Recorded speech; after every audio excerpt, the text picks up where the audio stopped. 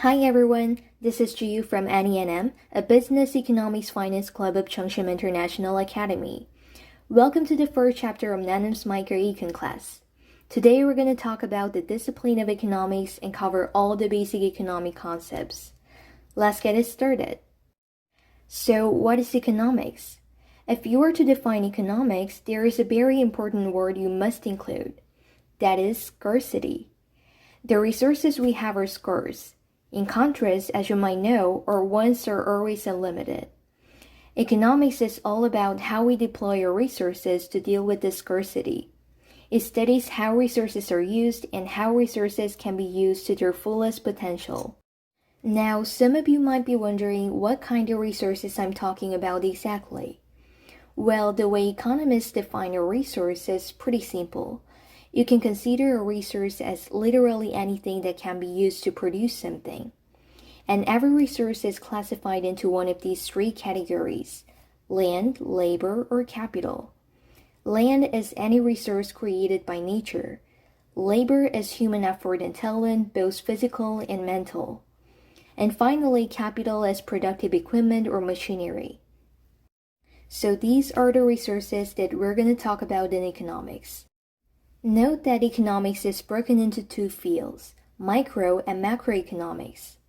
Microeconomics is the study of how households and firms make decisions, so we can say it indicates economic problems faced by individual units. Then what about macroeconomics? Macroeconomics is the study of economy-wide phenomena, and it involves economic problems encountered by the nation as a whole. There is another way that the discipline of economics can be split. The type of economics here is classified based on the method used to ground the discipline of economics. With this idea, we've got positive economics and normative economics. Positive economics is based on scientific methods whose hypotheses are formulated and tested. The ways of testing could be observing, surveying, etc. And normative economics is based on value judgments, which is the way someone believes things ought to be.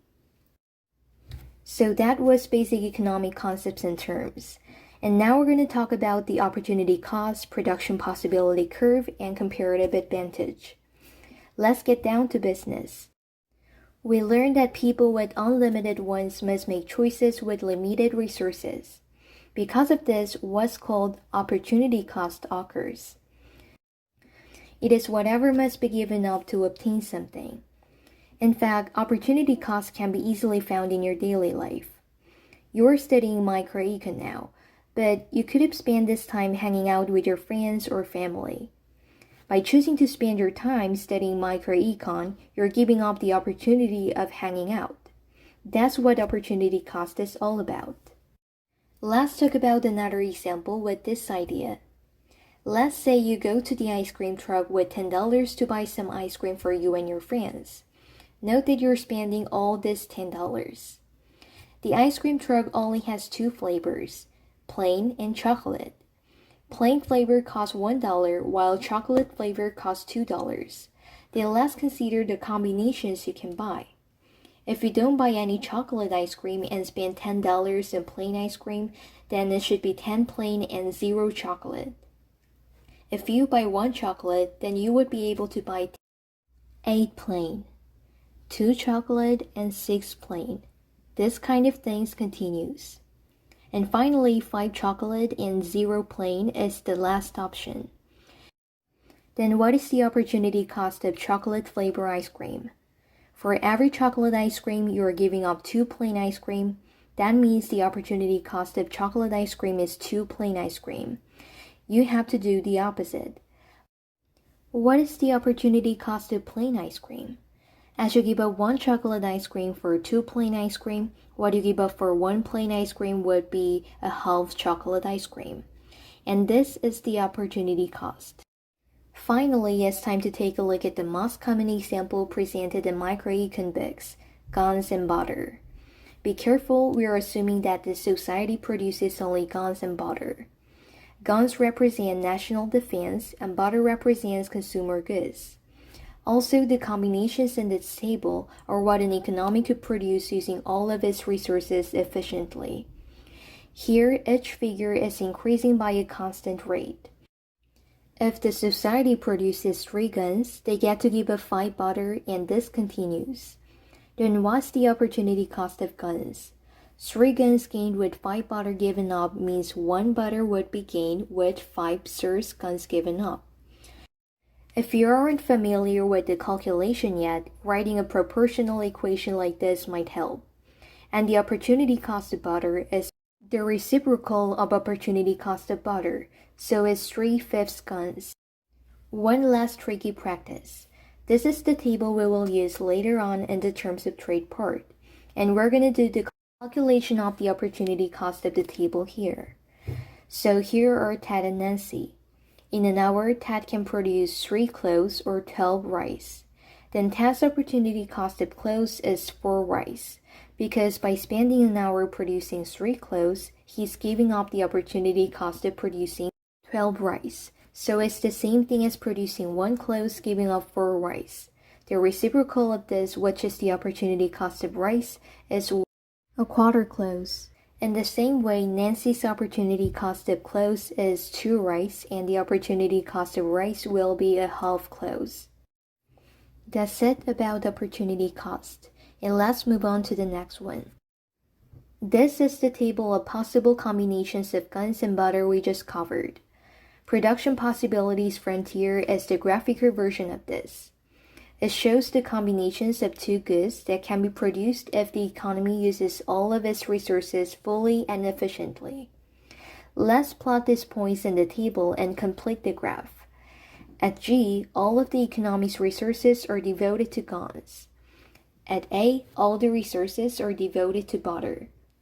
Here, points on the curve mean efficient production because it's the way of using all the resources fully and efficiently as the definition of PPF suggests. Then is a point inside the frontier possible? The answer is yes. However, in that case, resources are not being used fully or efficiently. Take a look at point I here.